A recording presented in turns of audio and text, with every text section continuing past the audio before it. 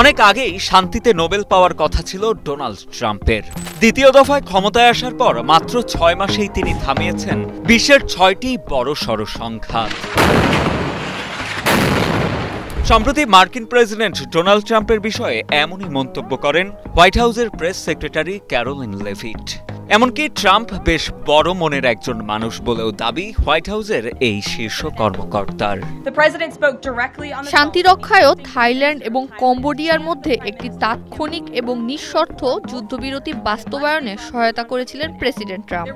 দুই দেশ এক মারাত্মক সংঘাতে জড়িয়ে পড়ে, যার ফলে 3 লাখের বেশি মানুষ বাস্তুচ্যুত হয়েছিল, যতক্ষণ না ট্রাম্প এটির অবসান ঘটাতে পদক্ষেপ নেন।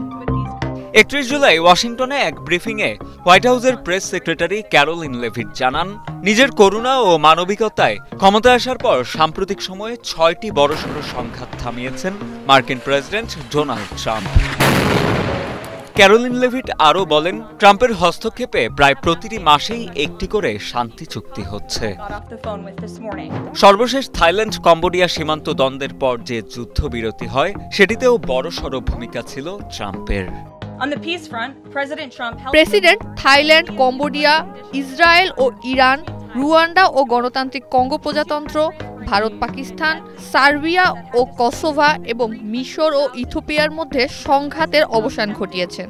এর অর্থ হল প্রেসিডেন্ট ট্রাম্প তার 6 মাসের ক্ষমতা থাকাকালীন প্রতি মাসে গড়ে প্রায় একটি করে শান্তি চুক্তি বা যুদ্ধবিরতিতে মধ্যস্থতা করেছেন। অনেক আগেই প্রেসিডেন্ট ট্রাম্পের নোবেল শান্তি পুরস্কার পাওয়া উচিত ছিল। অবশ্য ট্রাম্প নিজেও দীর্ঘদিন ধরে দাবি করে আসছেন যে তিনি এই পুরস্কারের যোগ্য। গেল জুনেও ট্রাম্প বলেন, ওরা শুধু উদারপন্থীদেরই এই পুরস্কার দেয়, আমাকে দেয় না। আমার 4-5 বার নোবেল পাওয়া উচিত ছিল। আমার এটা পাওয়া উচিত ছিল, কারণ আমার মনে হয় আব্রাহাম চুক্তিও ভালো হবে, কিন্তু তারা আমাকে শান্তিতে নোবেল পুরস্কার দেবে না, কারণ তারা কেবল উদারপন্থীদেরই নোবেল শান্তি পুরস্কার দেয়। এদিকে 2026 সালে ট্রাম্পকে শান্তিতে নোবেল পুরস্কার দেওয়ার বিষয়ে মনোনয়ন দিয়েছেন বিশ্বের বেশ কয়েকটি দেশের নেতারা। ইসরায়েল ইরান যুদ্ধবিরতির আলোচনায় মধ্যস্থতার জন্য ট্রাম্পকে মনোনীত করেন ইসরায়েলি প্রেসিডেন্ট বেনিয়ামিন নেতানিয়াহু। গেল জুলাইতে থাইল্যান্ড কম্বোডিয়ার সীমান্ত উত্তেজনা নিরসনে ভূমিকার কারণেও ট্রাম্পকে মনোনয়ন দিয়েছেন কম্বোডিয়ার উপপ্রধানমন্ত্রী। এছাড়া ভারত পাকিস্তান দ্বন্দ্ব নিরসনে অবদানের জন্য পাকিস্তানও ট্রাম্পকে নোবেল পুরস্কারে মনোনয়নের ব্যাপারটি সমর্থন জানিয়েছে। তবে ভারত এ দাবি প্রত্যাখ্যান করে বলেছে, তৃতীয় পক্ষের কোনো ভূমিকাই ছিল না সেই আলোচনায়। তবে রাজনৈতিক জীবনের বাইরে প্রেসিডেন্ট ট্রাম্পের মানবিক দিকটি অনেকের কাছেই অজানা। রাজনৈতিক মতপার্থক্য থাকলেও তার ব্যক্তিগত উদারতা উপেক্ষা করা কঠিন। ট্রাম্প প্রায় বলেন যে বিভিন্ন দাতব্য সংস্থাকে সাহায্য করা তার পছন্দের কাজগুলোর মধ্যে একটি।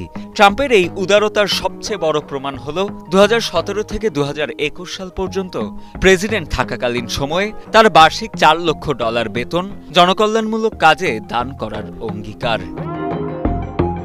সাংবিধানিক বাধ্যবাধকতা মেনে তিনি মাত্র $1 বেতন নিতেন এবং বাকি পুরো অর্থ বিভিন্ন সরকারি সংস্থাকে অনুদান হিসেবে দিতেন, যা তার উদারতার পরিচয় বহন করে বলে মনে করেন অনেক বিশ্লেষক।